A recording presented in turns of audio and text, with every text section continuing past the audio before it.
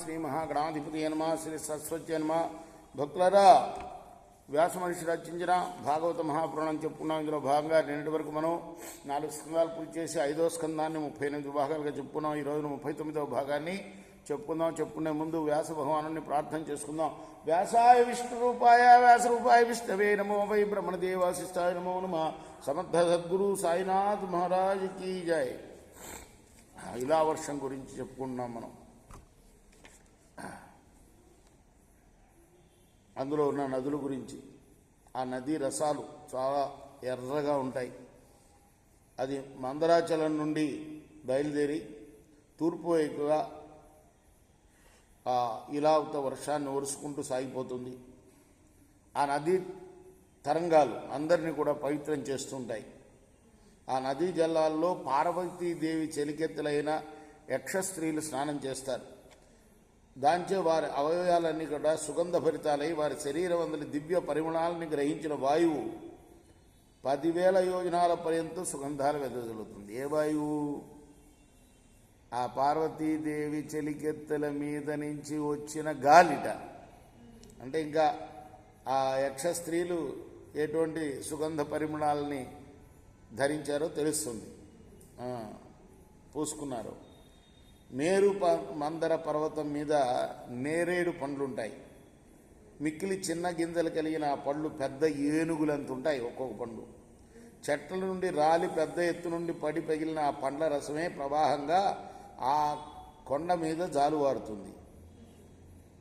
అది జంబూ నదిగా ప్రసిద్ధి పొందింది.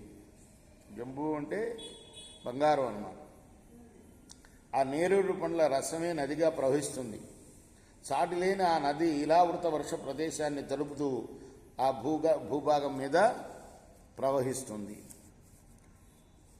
దీని యొక్క 2 ఒడ్డుల యందు కూడా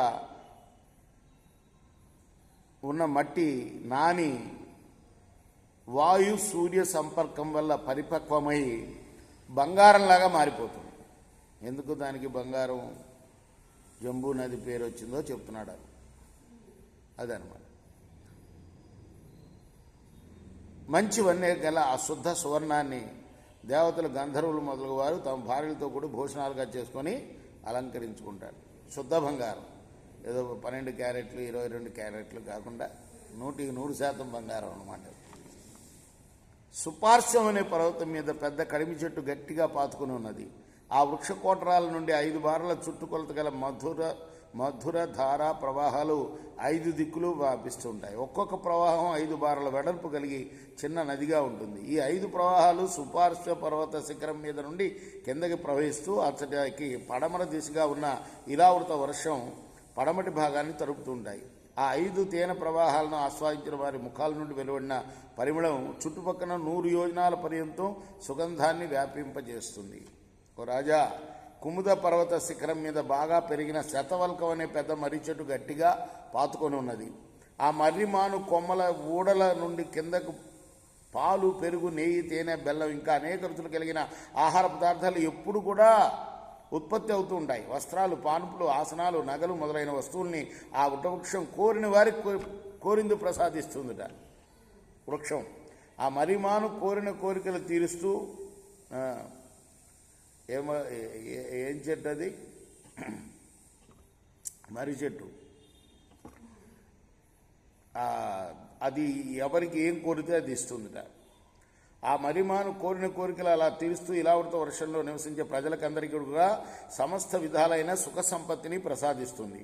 ఆ ప్రవాహాలు కుమదుద పర్వత శిఖరం నుండి పడి అక్కడికి ఉత్తరాన ఉన్న ఇలావృత వర్షాన్ని సంపన్నం చేస్తున్నాయి.